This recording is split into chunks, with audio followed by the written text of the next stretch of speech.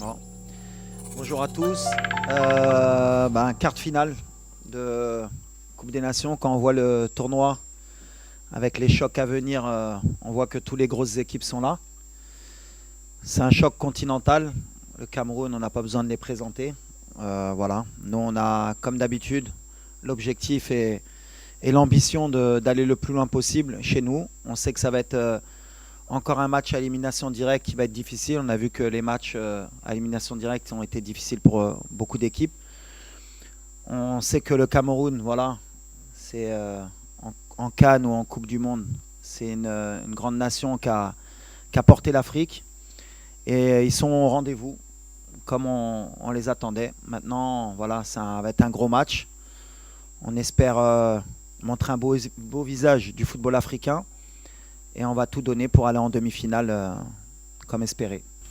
Moi, à l'infirmerie, on récupère Hamza, même s'il était prêt pour rentrer en cours de match le match précédent. On n'a pas eu l'opportunité de lui donner des minutes, mais là, ça y est, avec les 4-5 jours de plus, il revient à 100%. On a Amrabat qui est toujours avec sa cheville depuis la blessure au Betis. On avait espéré le récupérer à 100%, mais malheureusement, sa cheville ne lui permet pas d'être à 100%. Voilà, est-ce qu'on peut l'utiliser ou pas en début de match ou en fin de match, on verra. En tout cas, voilà, il souffre et on fait tout pour qu'il puisse être à 100% pour nous. Ensuite, on a Romain encore qui est en convalescence, qui revient bien aussi. Et je pense que c'est tout sur l'état des blessés. Sinon, tout le monde est bien, même si il y a toujours des petits pépins en cours de compétition, mais on est content.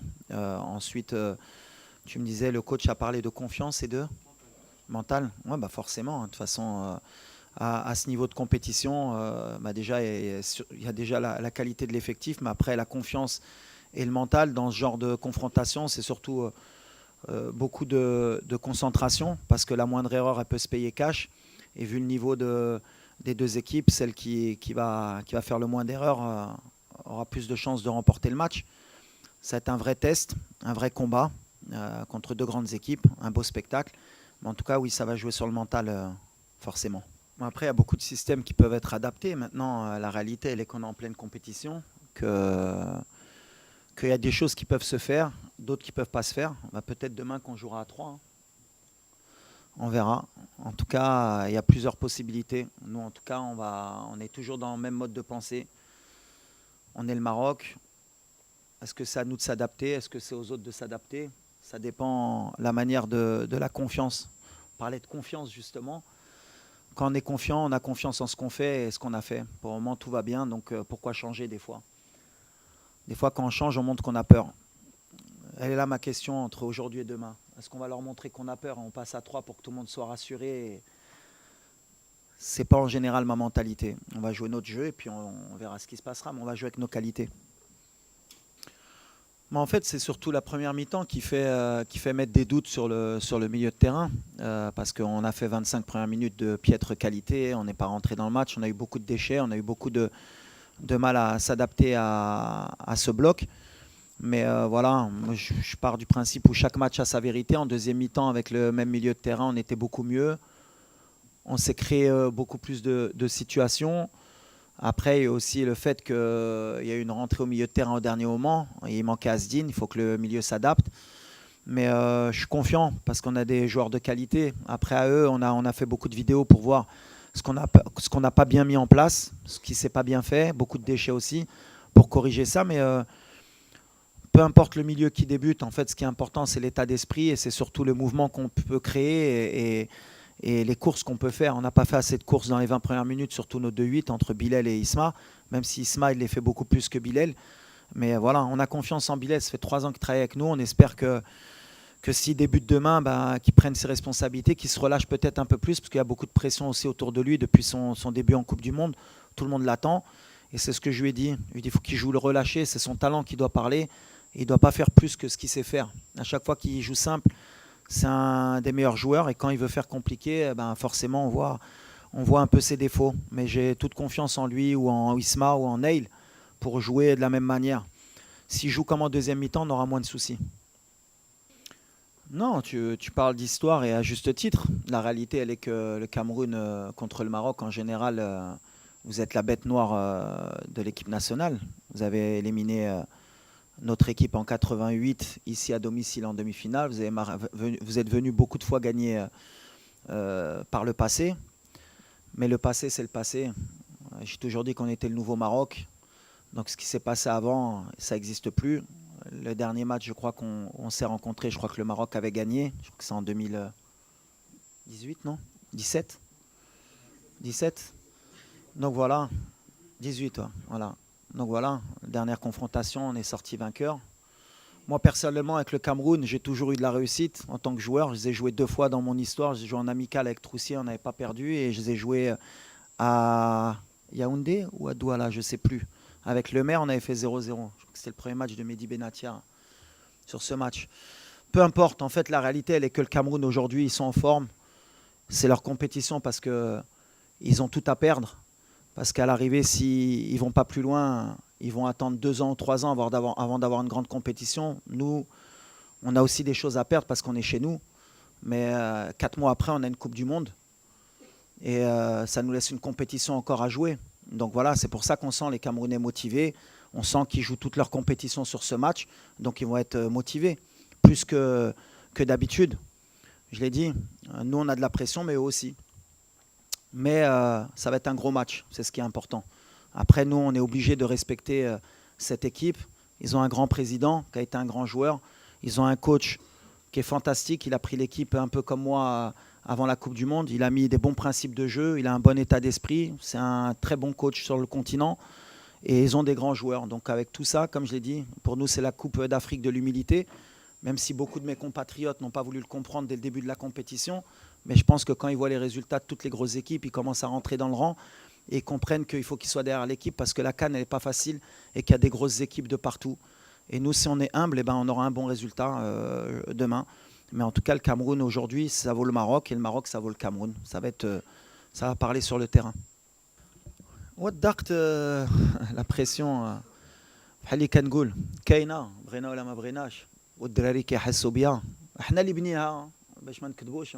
احنا اللي بنيناها دابا عام ونص اللي كنديروا لا بريسيون على هاد الفرقه اللي كنقولها ولا ما داتاش ماشي فرقه دونك ديتو الضغط دونك دابا نحن اون اوبليجي داسيومي ما كنردوش البال في الضغط بيناتنا كنقولوا صافي كاينه باغيين يحطوا لنا الضغط خصنا نهزوها باغ كونت اللي عجبني الجمهور في لي دو ديرني ماتش حسوا ملي كان ضغط وفهموا ملي خصهم يعاونوا هاد الفرقه علاش هاد كان ما غاديش نديوها غير باللاعبه ولا غير بحال اللي قلتي عندنا اللاعبه عندنا مدرب كاميرون عندهم لاعبه عندهم مدرب كوت ديفوار عندهم لاعبه عندهم مدرب l'Égypte عندهم لاعبه بحال اللي قلت الدراري النيجيريا ils ont 2 ballons d'or l'Algérie ils ont un ballon d'or l'Égypte ils ont un ballon d'or le Cameroun ils ont un attaquant il vaut 80 millions d'euros il joue à Manchester United ils ont un attaquant il joue à Leverkusen ils ont un milieu de terrain il joue à Brighton تما عندهم اللاعبه غير هنا كنرجعكم على l'humilité entre notre effectif اللي نتوما بغيتو تحتوه qu'on est au-dessus des autres, ce qui n'est pas la réalité. On a un bon effectif, on a des super joueurs.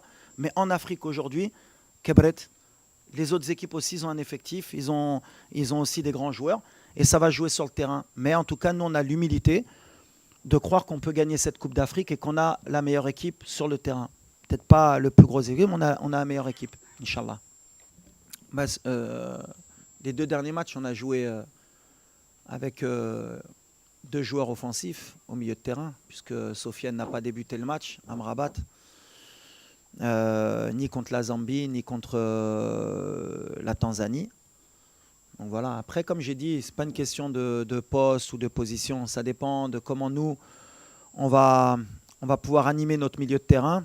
Quand c'est Neil, ce n'est pas la même chose qu'avec Sofiane. Quand c'est Sofiane au milieu, avec Neil au-dessus, c'est aussi un autre profil de milieu de terrain. On a encore jusqu'à demain pour choisir le meilleur milieu de terrain possible. Après, c'est clair que si on rentre avec 2 milieux de terrain défensifs, on envoie peut-être un autre message. On est chez nous, on veut gagner. On veut gagner avec notre manière. Donc bien sûr qu'on va s'adapter parce que le Cameroun aussi, ils ont leur manière de jouer. Ils ont une défense à 5 qui est très solide. Ils se projettent vite vers l'avant. Ils ont un bon milieu de terrain qui est très athlétique. Ça va être la bataille du milieu de terrain va être importante aussi. Mais voilà, on va rester dans nos standards. Ce que je veux pas, c'est tomber dans le piège que nos 25 premières minutes contre la Tanzanie reflètent tous nos matchs depuis 1 an et demi. Voilà, c'était une bonne alerte pour les 25 premières minutes pour savoir que sur les matchs à élimination directe, peut-être la pression de se dire qu'il ne faut pas se louper, ça ne nous a pas aidé.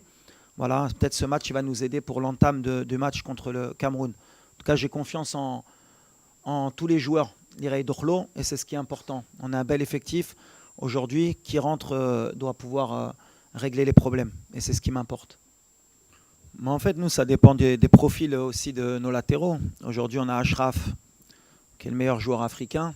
Donc forcément, notre jeu va plus souvent basculer à droite. Mais ce qui est important pour nous, c'est que nos joueurs ils soient à 100%. Achraf, le dernier match, ça faisait pratiquement 2 mois qu'il n'avait pas joué. Un match 90 minutes. Donc même s'il a fait un très bon match, on n'a pas encore vu le prime d'Achraf.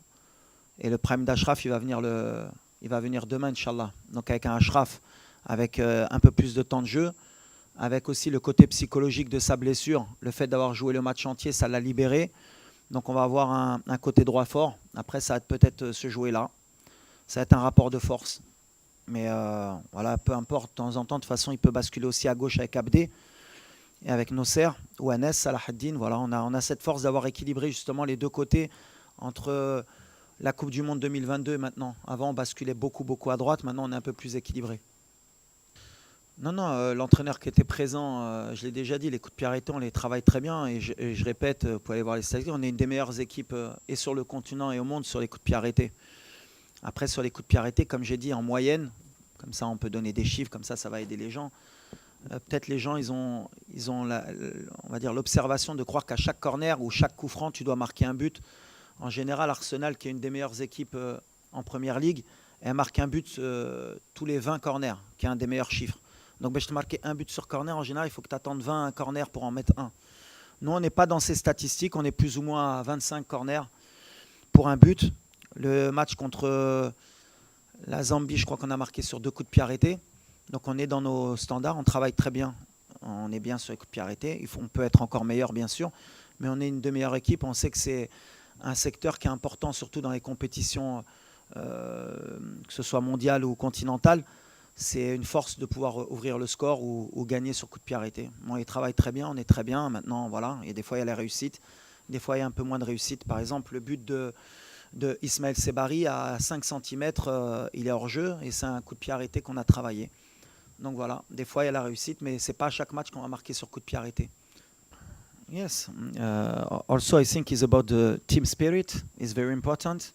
Concentration and also talent.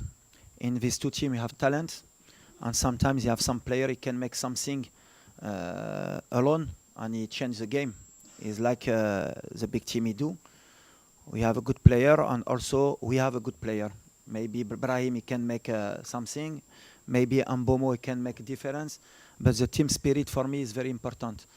When you have a ball and without a ball, and the concentration also. لا على اللاعبين شوف احنا la critique on l'accepte hein. Je suis pas là à chaque fois quand je dis que la pression on nous l'a mise, on l'accepte et on est obligé de l'accepter parce qu'on est des joueurs et des staffs de très haut niveau. Concernant la zone mixte, à chaque fois on fait le maximum pour que les joueurs y parlent. Après on ne peut pas obliger tous les joueurs à parler. Il y en a 3 qui s'expriment, qui sont obligatoires. Après le reste, ça dépend de l'humeur, ça dépend de beaucoup de choses. Même si nous on leur demande aussi de communiquer parce qu'on sait que le public, les journalistes, ils ont besoin aussi d'avoir l'avis des joueurs. Mais voilà, dans tous les clubs, dans tous les pays, c'est pareil. Les joueurs, il y en a qui aiment bien parler, il y en a qui n'aiment pas parler. Il y en a qui ont un problème aussi de langue parce que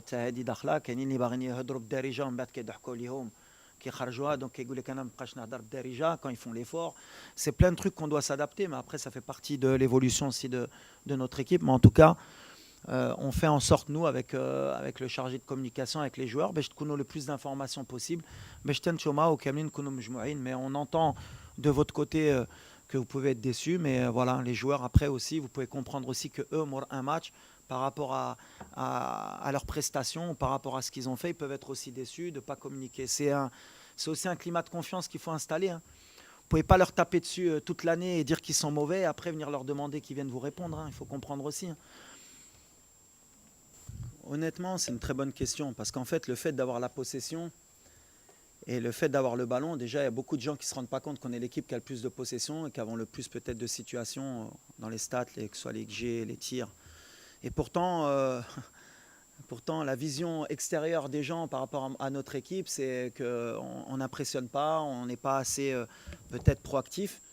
Là, on va tomber une équipe qui est très forte quand elle est en bloc et qui se projette très vite vers l'avant. Mais je pense que demain, ça va être un match différent. Comme c'est un match à élimination directe, et connaissant les Camerounais aussi, je pense qu'ils n'accepteront pas de ne pas avoir le ballon aussi longtemps. Donc je pense que ça va s'équilibrer demain. En tout cas, c'est un bon rapport de force. Et à chaque fois, l'image qu'on a, nous, comme on a beaucoup le ballon et qu'on est très haut, c'est l'image d'une équipe qui laisse beaucoup d'espace et où il y a beaucoup de situations à avoir, ce qui est peut-être vrai dans certains matchs. Mais en même temps, on ne concède pas beaucoup d'occasions. Je crois que c'est plutôt la Tanzanie qui a eu vraiment les vraies occasions depuis le début du tournoi, avec peut-être la tête de Mzouva et la frappe à la 55e. Ils ont ces deux tirs-là. Mais en général, on est quand même bien cohérent dans ce qu'on propose. En tout cas, ça va être un vrai rapport de force parce qu'on est sur deux styles différents. Le Cameroun se projette très vite avec des vrais joueurs d'espace, avec beaucoup de puissance. Et je pense qu'ils vont jouer sur ça demain pour nous surprendre dans notre dos. À nous d'être vigilants, à nous de ne pas leur laisser l'opportunité de nous prendre à défaut. Mais ça fait 1 an et demi qu'on vise beaucoup ce genre de scénario. On s'est mis beaucoup de fois en danger. Mais on a cette expérience aujourd'hui pour pouvoir essayer de leur poser aussi des problèmes. Déjà, je voudrais le féliciter parce qu'honnêtement, c'était une mission quand même difficile de lui donner l'équipe juste avant la CAN. Comme je l'ai dit, moi je l'ai vécu au Mondial. Alors tout le monde pense que c'est facile, mais on voit qu'il a posé sa patte, qu'il a des vraies idées. En termes d'expérimentation, je crois qu'il a 6 ans de plus que moi, donc je pense qu'il est plus expérimenté que moi quand même. Il a beaucoup entraîné au Cameroun, il connaît très bien le contexte africain. Il connaît très bien la mentalité camerounaise. Je suis très content aussi que Samuel ait fait confiance à un entraîneur local. Ça montre un peu la tendance que prend nos pays en Afrique et comme quoi il y a de la compétence. Parce que quand on voit l'équipe du Cameroun, ils ne font pas n'importe quoi. Ils savent ce qu'ils font avec le ballon, ils savent ce qu'ils font sans le ballon.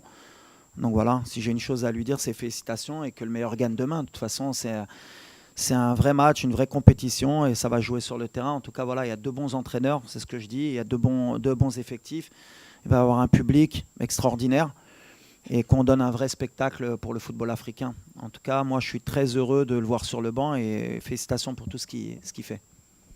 لا ماشي كنخدموا على الضربة الجزاء. احنا de toute façon ça fait 3 سنين مع الفرقة دونك عندنا دي جوار ولا خصنا نوصلوا لضربة الجزاء كان عندهم ديك لابيتود بحال اللي قلت. ضربة الجزاء في كأس العالم مع اسبانيا ضربناهم مزيانين ودوزنا في جنوب افريقيا. اشرف اللي كان ماركا في كوب دو موند سي الفوتبول. حنا اللي كيامنا ماشي لو بلان نمشيو لضربة الجزاء ديما عندنا لو بلان ديالنا ان شاء الله بغينا نربحوا في التيران قبل ما نوصل لضربة الجزاء بحال كنعرفوا من ديك الطريق ملي كتبغي تمشي بعيد تقدر تطيح في ديك لي برولونغاسيون وتوصل للبينالتي وخصك دوز مرة بهادشي. Mais c'est pas l'idée première ديالنا نوجدوا في هادشي. حنا on est prêt d'abord à essayer de gagner le match في التيران ولا جاو ضربة الجزاء عندنا الدراري يقدروا يكونوا في مستوى وعندنا ان غارديان اللي بالنسبة لنا un des meilleurs dans les pénaltys donc on a cette confiance aussi. وما تنسوش تابوناو معنا فلاشين وتتابعونا على مواقع التواصل الاجتماعي.